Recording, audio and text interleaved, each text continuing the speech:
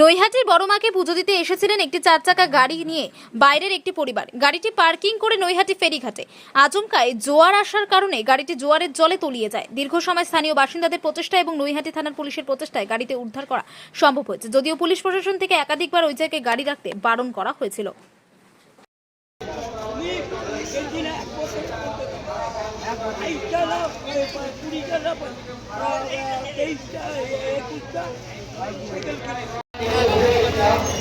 আমাদের পশ্চিমবঙ্গে প্রত্যেকটা সরকারি বেসরকারি দিয়ে ট্রান্সপোর্ট আছে। বর্তমানে